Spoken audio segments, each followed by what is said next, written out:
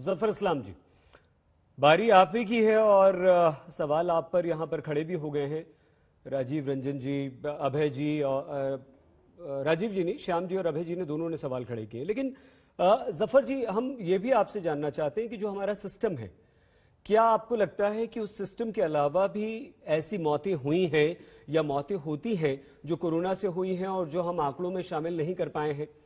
और क्या ये महत्वपूर्ण है जफर जी कि उन मौतों को भी हम शामिल करें, और अगर शामिल नहीं करें तो क्या आप ये मानते हैं कि कोई फर्क नहीं पड़ता? नहीं शामिल हुई तो नहीं हुई, क्या फर्क पड़ता है? देखिए, दो बातें हैं। एक, आप कह रहे हैं कि क्या जिनकी मौत हुई कोरोना के कारण वो आंकड़ों में दिखने चाहिए, ताकि जो साइंटिस्ट है या जो रिसर्च कर रहे हैं, जो जानकारी लेना चाहते हैं, जो उसका इम्पैक्ट देखना चाहते हैं, उनके लिए महत्वपूर्ण स्टडी करने के लिए ये आंकड़े इंपॉर्टेंट है, होना भी चाहिए। लेकिन ये कहना कि किसी जो प्रोसेस को फॉलो करके ही आया है और जो एक मेथोडोलॉजी है उसको फॉलो करके ही किया गया है, अब उस दूसरी कोई न्यूज़पेपर हो या कोई ऐसे जो ऐसे संगठन हो या ऐसी एजेंसी हो जिसका काम ये नहीं है कि उसको इसकी मेथोडोलॉजी पर या निर्भर है वो, या उसका काम है कि ऐसे सर्वे करना, इस तरह की चीजें बनाना, पर उनका काम है इसके बारे में अफवाह फैलाना। तो क्या ये सही है कि गलत मेथोडोलॉजी, जैसे आपने मतलब कहा कि एक न्यूज़पेपर में छपा है न्यूयॉर्क टाइम्स में, उसमें जिस तरह से बताया गया उसकी सारी चीजें जो है, जिस तरह का प्रोसेस जो फॉलो किया है, वो सब के सब जो है गलत तरीके से किया है। तो उनकी मंशा समझ में आती है कि जिस लिखने वाले ने कोई होमवर्क नहीं किया है, लिखने वालों की मंशा एक ही है कि किसी न किसी तरह का सरकार को जो है बदनाम कीजिए। सरकार को कटघरे में खड़ा करना कोई बुरी बात नहीं, डेमोक्रेसी में होना चाहिए और होता भी है, लेकिन सरकार को गलत तरीके से झूठ फैला के और जो बाहर में प्लांट करके स्टोरी जो है इस तरह का करना चाहिए, इसलिए कि उसका पॉलिटिकल फायदा हो। ये महत्वपूर्ण बात है, आपको समझना पड़ेगा। ये कुछ पॉलिटिकल पार्टी, जिसके खास के प्रवक्ता कांग्रेस के अभय दुबे जी हैं, जो ये खुद जानते हैं कि महाराष्ट्र में नंबर चेंज हुआ है। भाई, महाराष्ट्र में तो आपकी सरकार थी, तो क्या वो आप कह रहे हैं कि आप महाराष्ट्र सरकार जो है वो आंकड़े छिपा रही थी? आप पूरे पूरे खुल के कह रहे हैं क्या पंजाब के जो नंबर चेंज हुए, तो क्या आप कह रहे हैं कि पंजाब के मुख्यमंत्री इस तरह करे? देखिए, हकीकत है देश को बदनाम करने का काम कांग्रेस करती है, और कांग्रेस यहीं तक नहीं सीमित रहती है। उसको मालूम है कि यहाँ की, जब अगर यहाँ झूठ नहीं, यहाँ की जनता को सब मालूम है, तो वो प्लांट करती है स्टोरी ऐसे इंटरनेशनल न्यूज़पेपर में, इंटरनेशनल न्यूज़पेपर में, ताकि उसको फिर राहुल गांधी जी ट्वीट करते हैं, यहाँ इनके लोग ट्वीट करते हैं, उस पर प्रेस वार्ता करते हैं। थोड़ा समझ जाइए, राजनीति कीजिए, पूरा अधिकार है आपको राजनीति करने का, लेकिन लाशों पे राजनीति, झूठ और अफवाहों के बेसिस पे राजनीति करना, दुबे जी गलत, दुबे जी वो गलत है। आप एक सुलझे हुए इंसान है, मैं समझता हूं, हम दोनों कम से कम आंकड़ों को अच्छे से समझते हैं, हम दोनों का एनालिटिकल माइंड है, मैं समझता हूं। कम से कम राहुल गांधी जी को भी बताइए और अपने बड़े लीडर्स को बताइए कि ऐसी राजनीति, ओछी राजनीति से देश का तो नाम खराब करते हैं, लेकिन कम से कम अपने पार्टी का इतना नीचे मत गिराइए कि लोग उनसे फिर जो है दूरछी करके ही बात करें।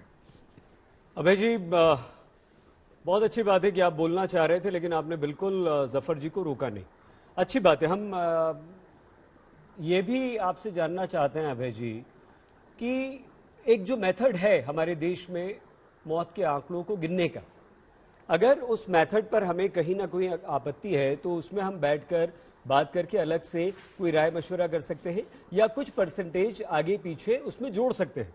लेकिन क्या ये सही है अभय जी कि इस महामारी और इस संकट काल में हम मौत के आंकड़ों को लेकर इतना ज्यादा आक्रामक हो जाएं कि लगने लगे कि हम सिर्फ कहीं ना कहीं सरकार को घेर रहे हैं, सरकार को नीचा दिखाने की कोशिश कर रहे हैं और उल्टा सवाल हम पर खड़ा होने लगे, यानी कि आप पर खड़ा होने लगे? अभय जी। सही जी, देखिए, अच्छे प्रतिपक्ष का दायित्व ये है कि सरकार की समालोचना करे और उसको प्रशस्त मार्ग दिखाए। मैं इन चारों सवालों का जो मेरे विद्वान प्रवक्ता जफर भाई ने उठाया उसका जवाब देता हूं। इन्होंने सबसे पहले न्यूयॉर्क टाइम्स की रिपोर्ट का हवाला दिया, तो वो जनरेट कहां से हुई? वो Yale school of medical science की रिपोर्ट के आधार पर है, वो एमरे यूनिवर्सिटी जॉर्जिया की रिपोर्ट के आधार पर है, वो disease for dynamics economic policy America की रिसर्च के आधार पर है। रिसर्च उन्होंने कहां से की? उन्होंने सिर्फ इतना किया कि हिंदुस्तान के आईसीएमआर ने जो 3 सीरोलॉजिकल सर्वे किए हैं उनको उठाया, और जो भारत सरकार के ही डेटा डाले गए थे उनके आधार पर अध्ययन किया। अब सीरोलॉजिकल सर्वे के क्या परिणाम थे उस पर मैं प्रकाश डालता हूं। 29 जनवरी को यह बात समूचे देश के सामने आई कि 19% ग्रामीण भारत में एंटीबॉडीज लोगों में मिली है और 26% शहरी भारत में मिली है। तो ये बात की गई कि 21% हिंदुस्तान के लोगों में ये इन्फेक्शन है। आज भारत की सरकार इन्फेक्शन कितना बता रही, 2,94,00,000 लोगों में, और डेथ बता रही 3,70,000। अगर आप पूरे विश्व का इन्फेक्टिविटी रेट और डेथ रेट को कैलकुलेट करेंगे वो 2% है। हमारे खुद के भारत के साइंटिस्ट कह रहे हैं कि हम अंडर प्ले कर रहे हैं, हमने 1.2% डेथ रेट बताया है, वो ठीक नहीं है। अगर उसको भी मान लें, 1.2% को भी मान लें, तो आज सेकंड वेव, ये फर्स्ट वेव के पहले का उनका का सीरोलॉजिकल सर्वे था, सेकंड वेव के बाद अगर 50 करोड़ लोगों में ये इन्फेक्शन मान लें और 1% भी लें, ये 1.25 भी नहीं ले रहा हूं, तो भी 50 लाख मृत्यु हिंदुस्तान में है। और यही बात तो न्यूयॉर्क टाइम्स में कह रहे हैं, 40-42 लाख लोगों का डेटा दे रहे हैं। इसलिए कह रहा हूं कि लगातार अखबार दर अखबार, अहमदाबाद के सिविल हॉस्पिटल का 1 महीने का दैनिक भास्कर ने सर्वे किया, उसने पाया कि 4,612 मृत्यु वहां हुई है और पूरे प्रदेश में उस दौरान सरकार ने उतनी डेथ बताई है। तो ये आंकड़े छुपा इसलिए रहे कि फिर देश के नागरिक सवाल पूछेंगे प्रधानमंत्री जी से कि प्रधानमंत्री जी, आपकी नाकामी की वजह से ये हश्र हिंदुस्तान का हुआ, क्योंकि आपने ऑक्सीजन की मैपिंग नहीं की, क्योंकि आपने वैक्सीन विदेश भेज दिए, क्योंकि आपने 9,000 मेट्रिक टन ऑक्सीजन विदेश भेज दी। ये सवाल खड़ पर पर्दा डालने के लिए भारत की सरकार सब कुछ छुपाना चाहती है।